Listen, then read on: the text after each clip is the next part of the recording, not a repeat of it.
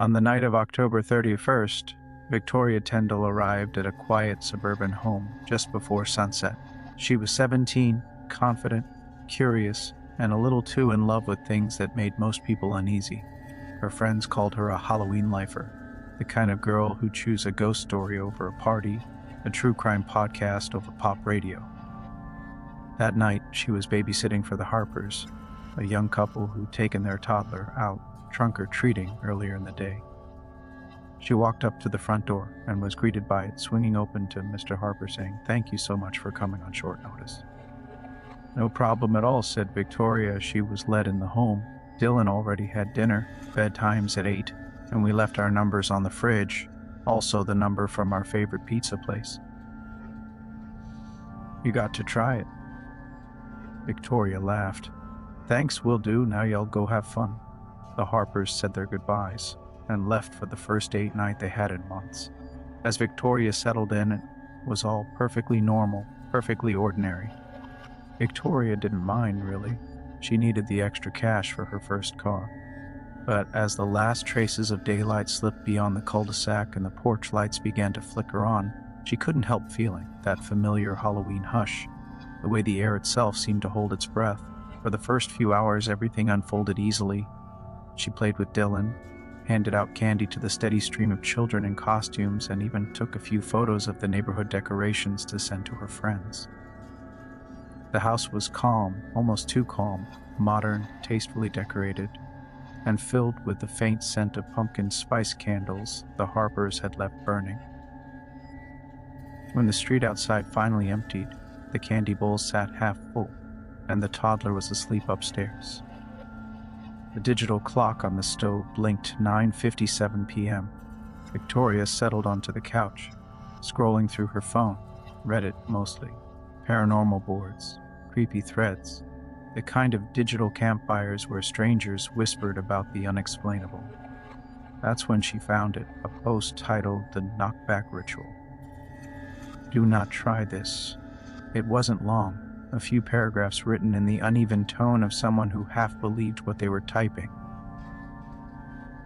It said that if you knocked on your own front door 5 times during Samhain, something would knock back from the inside. A prank, a dare, maybe a local ghost story that got recycled online every October. The kind of urban legend that spreads like wildfire across message boards and group chats. Victoria read it twice, smirking to herself. The comments were split, some joking, some terrified, some claiming they'd tried it and heard something knock from inside their house. Before she could scroll further, her phone buzzed. A FaceTime group call from her friends, already deep into a Halloween sleepover. Their laughter filled the room, bright and chaotic. One of them was wrapped in a blanket, another held a half-empty bowl of popcorn. They teased her for babysitting instead of hanging out, then dared her to try the ritual she'd just mentioned. "Come on, Vic," one of them said. "You love this stuff. It's just like Bloody Mary, right?" Victoria rolled her eyes but couldn't help laughing. "You guys are ridiculous," she said, standing near the front door anyway. She angled the camera so they could all see. "All right," she said. 5 knocks, that's it. Then you all owe me coffee tomorrow." She lifted her hand and rapped her knuckles lightly against the wood. Once, twice, 3, 4, 5. The sound echoed down the hallway and faded into the hum of the house. The girls on the phone erupted into giggles. Nothing happened. Victoria smirked, shaking her head. "No demons, no cursed echoes, just you guys making me look dumb." They laughed again, and for a moment the tension broke, but in the middle of it, faintly, she heard something, a child's cry from upstairs. Her expression changed. "Hang on, guys, I think he's awake." She ended the call and hurried up the stairs, her footsteps soft on the carpet. The toddler was sitting up in bed, rubbing his eyes. He wasn't crying anymore, just whispering that he wanted water and that his nightlight wasn't working. Victoria fetched his cup, turned the little owl-shaped light back on, and tucked him in again. When she leaned down to whisper goodnight, she thought she heard something faint behind her. a sound that made the tiny hairs on her neck lift. 5 knocks. Slow, even, coming from downstairs. She froze for just a heartbeat. Then she forced herself to finish tucking the boy in, whispering softly that everything was okay. When she reached the bottom of the stairs, she stood still, staring at the front door. Nothing moved. The neighborhood was silent. She opened the door anyway. No one was there. The air was colder than before, and the porch light flickered once. Victoria locked the door again, double-checking every latch and bolt. When she looked at her phone, there was a new message. One from the Harpers. It read, "Hey, did someone come to the door? The camera app just sent us a motion alert." Attached was a short clip from their front door camera. The video was glitching badly, static lines cutting across the frame. But through the distortion, Victoria could almost make out a figure, just a shape, standing far too close to the lens. Then the screen went black. She typed quickly, probably just a trick-or-treater or something. I checked. No one's there. Camera's glitching. A minute later they replied, "No worries, we'll be back around midnight." "Thanks again, Victoria." She placed the phone face down on the coffee table, but her thoughts wouldn't settle. She told herself it was nothing. The video, the sound, all of it. Just Halloween jitters and faulty tech. But when she passed the hallway mirror on her way to the bathroom, she noticed something impossible. Her reflection wasn't quite following her. It lagged just a fraction of a second. And when it caught up, she saw her own face staring back, smiling faintly. Victoria tried to shake it off. The mere trick of the light, the glitch in the camera, the cold draft that slipped under the doorframe. She told herself it was coincidence layered on coincidence. But the mind has its own way of keeping score, small things piling quietly in the corners until they start to lean. She turned on a few extra lights, the kind of small gesture people make when they're not quite ready to admit they're afraid. The warm glow stretched across the kitchen tile and the hallway rugs, bleeding away the shadows. It helped a little. The hum of the refrigerator, the gentle creak of the house adjusting in the cool air. Everything perfectly normal. By 10:30 she'd managed to steady herself again. She found a baking competition on Netflix, something easy and bright, the kind of background noise that made her forget the clock was moving. The house began to settle, too, every corner returning to stillness, every worry fading beneath the flicker of the TV. But then came the sound. 4 knocks. Not at the door this time. They came from above, heavy, deliberate, as if someone had pounded their fist against the floor upstairs. Victoria froze mid-breath. She looked up toward the ceiling, waiting, eyes tracking the sound like a living thing. Another small sound followed, a soft rustle, the creak of weight shifting across the boards. The toddler. She was sure of it. He must have woken up again, maybe frightened by a dream, maybe trying to climb out of bed.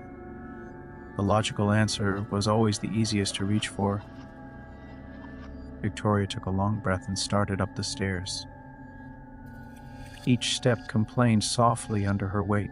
The upper hallway was dim, washed in the amber hue of a single nightlight glowing near the bathroom door. The child's bedroom door was cracked open just an inch, enough for a thin line of light to fall across the carpet. Inside, the boy was sound asleep, the nightlight beside him glowing steadily. She stood still, listening. The house was quiet, then something else.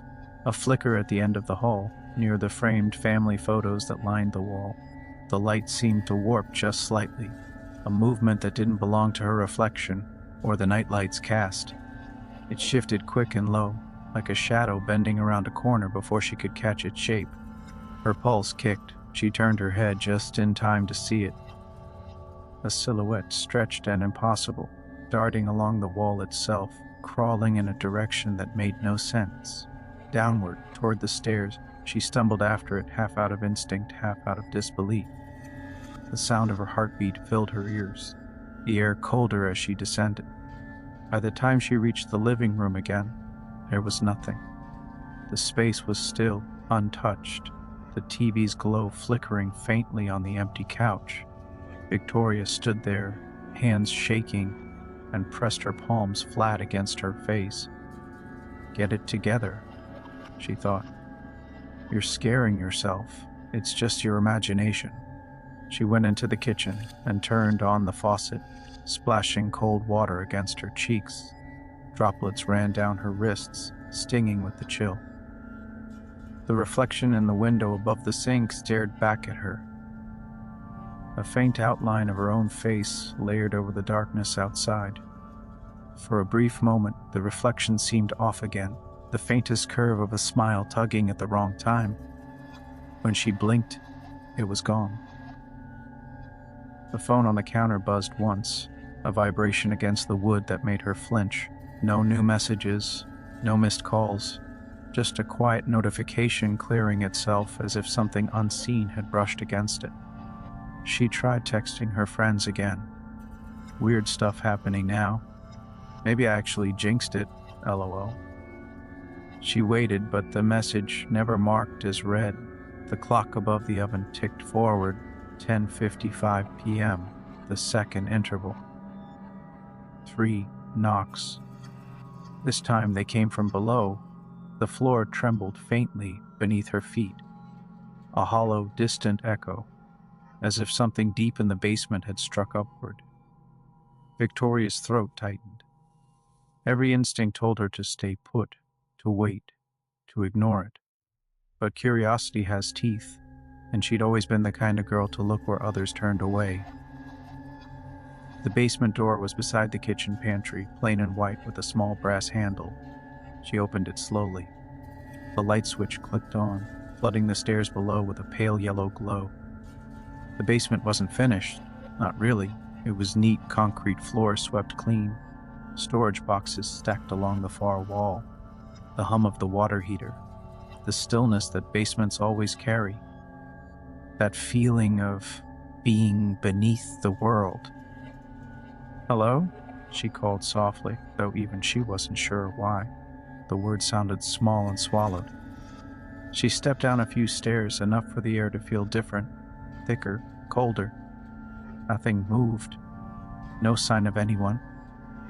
She stood there for a moment longer, gripping the banister, then exhaled and turned back toward the light at the top of the stairs. As she reached for the switch, the sound came again, a faint rush, like something brushing quickly against the steps. Her eyes snapped downward, and for the smallest instant she thought she saw movement in the shadow beneath her, a shape unfolding, crawling up. The light flickered. Her breath caught as she slammed the door shut. The latch clicked hard, the sound too loud in the silence that followed. She stood there, back pressed to the wood, listening. Nothing. No more movement. After a few long seconds, she forced herself to move away. Her hands trembled as she turned every light in the living room on again. The lamps, the hallway, even the one above the stove. Every bulb hummed softly, filling the house with light, but it did little to calm the chill in her spine. She sat back down on the couch, staring at her phone. No replies, no sound but the faint hum of electricity. For the first time that night, she realized how long the house had been silent. The clock read 11:20 when the next sound came. 2 knocks this time. They were sharper, closer, and unmistakably deliberate, the kind of sound that feels less like noise and more like intention. They came from the kitchen behind her, just far enough away to make the space between each heartbeat feel unbearable. Victoria turned slowly. The house seemed to hold its breath again. For a long moment she didn't move. Her eyes stayed fixed on the doorway, her thoughts heavy with that single repeating number, 5, 4, 3, now 2. She could almost sense the rhythm forming, something methodical, something counting down to an end she didn't yet understand. But silence followed. Just silence. She tried to rationalize it. Maybe the pipes, maybe air pressure shifting through the vents. Maybe the old house settling deeper into its frame. There were always explanations if you wanted them badly enough. Still, she couldn't ignore it. The sound had been too distinct, too human. She stood up, her knees weak, and made her way toward the kitchen. Every step sounded louder than it should have. The hardwood creaked underfoot, echoing off the walls. The kitchen light was still on, a steady hum that filled the space. Everything looked exactly as she'd left it. The sink, the dishes, the half-empty water glass, but the air felt different, thicker. The shadows at the corners of the room seemed to breathe ever so slightly, the way heat does on pavement. She took another step, and then the light went out. Not a flicker, not a dimming, just darkness, absolute devouring. In that instant, every sound in the house seemed to shift. The low hum of electricity vanished. The faint ticking of the wall clock stopped mid-second. Then came the crash. A violent metallic clatter as every cabinet door burst open at once. Sound of plates shifting, silverware rattling against the drawers. The chaos of a space that no longer obeyed its own stillness. Victoria stumbled backward, heart hammering, one hand groping for the light switch. The moment her fingers found it, the bulb flared back to life, and the kitchen was exactly as it had been. Every door closed, every dish in its place. Only her reflection in the microwave door betrayed the illusion. A darkened version of her, still standing in the dark. She stared at it until her breath slowed, then turned away, swallowing hard. She grabbed her phone again. Her hands shook as she called the Harpers. It rang 4 times before a voice answered, muffled by background noise, the sound of laughter, music, and the low chatter of a party. Victoria's words came in a rush. She told them something strange was happening. The lights, the noises, that she was scared. She didn't care how it sounded anymore. Their voices softened on the other end, reassuring her, promising to leave right away. "We'll be there soon," they said. "Half an hour." She clung to that number. 30 minutes. All she had to do was last 30 minutes. The call ended. She sat back down on the couch, pulling her knees up to her chest, phone clutched in both hands. The television had gone silent again, its screen a frozen image of a half-finished cake. Contestants mid-laughter. The picture flickered once, then steadied. Minutes stretched and folded into one another. Every sound became suspect. The hum of the refrigerator, the soft wind outside, her own breathing. Then, from the corner of her eye, movement. A reflection in the black screen of the TV. Something standing behind her for the briefest heartbeat, gone when she turned. The shape of it clung to the air, though, lingering, unseen but heavy. The clock on the wall ticked to 11:45, the 5th interval. One knock. It came from the front door. Slow, deliberate, and close enough that she could feel it through the floorboards. Her chest tightened. Every light in the house cut out. The silence that followed wasn't empty, it was thick, a weight pressing inward from every direction. The darkness wasn't simply the absence of light. It was something denser, something alive. Victoria stayed perfectly still. The phone in her hands glowed faintly, the only point of color in the void. She tried to move, but her body refused. Her breath came shallow, uneven. The shadows seemed to pulse with each exhale, drawing closer, crowding the edges of her vision. And then, she heard it, a faint sound from the hallway mirror. The soft tap of fingers against glass, 5 taps, the same rhythm as before. Her pulse thundered in her ears. She turned her gaze toward the sound but saw nothing, only the mirror's faint outline glowing in the dark. For a fleeting instant, she thought she saw something standing there, her reflection smiling again, its hand still pressed against the glass. Then everything went still. The darkness folded inward like a closing fist. When the Harpers returned 20 minutes later, they found the front door unlocked, the lights flickering weakly back to life as the power restored itself. The house looked ransacked, though nothing was broken. The furniture was shifted, curtains drawn. Upstairs, they found Victoria in the Dillon's room closet, holding the child tight against her chest. Both were unhurt, but trembling, their eyes wide and unblinking.